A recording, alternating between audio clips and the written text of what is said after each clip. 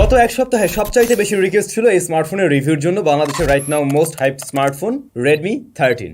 বাংলাদেশে এই ডিভাইসটার দুইটা ভ্যারিয়েন্ট অফিসিয়ালি লঞ্চ হয়েছে, 8/128GB, 6/128GB ভ্যারিয়েন্ট। স্মার্টফোনটির দাম বেস ভ্যারিয়েন্ট 17,999 এবং পরবর্তী ভ্যারিয়েন্ট 19,999 টাকা। স্পেক ওয়াইজ খুব দারুণ কিছু, 108 megapixel main shooter, full HD plus রেজলিউশনের ডিসপ্লে রয়েছে, 90 হার্টজ হাই রিফ্রেশের থাকছে, 5000 mAh এর ব্যাটারি রয়েছে, 33 ওয়াটের চার্জিং সিস্টেম রয়েছে। সবকিছু মিলে বেশ গুছানো টাইপের একটা প্যাকেজ বলে মনে হচ্ছে আমাদের কাছে, এবং যে কারণেই ইন্টারেস্টের একদম কেন্দ্রবিন্দুতে আছে।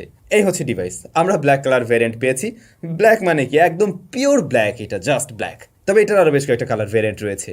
বাট এই যে ব্ল্যাক কালার ভ্যারিয়েন্ট, এইটার রিয়ার প্যানেলটাতে ফিঙ্গারপ্রিন্টগুলো একটু বেশি দেখা যায়, যেটা আমরা একটু খেয়াল করছিলাম। হয়তো অন্য কালারগুলোতে একটু কম দেখার কথা আর কি। এটা একটু বেশি রিফ্লেকটিভ। রিয়ার প্যানেলটা কিন্তু গ্লাসের, তো গ্লাস ব্যাক হওয়াতে একটা প্রিমিয়াম ফিল দিচ্ছে অন্যদিকে আপনাকে। প্রয়োজনীয় পোর্টস বাটন এই ডিভাইসে অবশ্যই সবকিছু আছে। 3.5mm headphone Jack, IR blaster সেন্সরটি আপনারা পেয়ে যাচ্ছেন এই ডিভাইসে। তবে সেকেন্ডারি নয়েজ ক্যান্সেলেশন মাইকটা ওরা কোন দুঃখে দেয়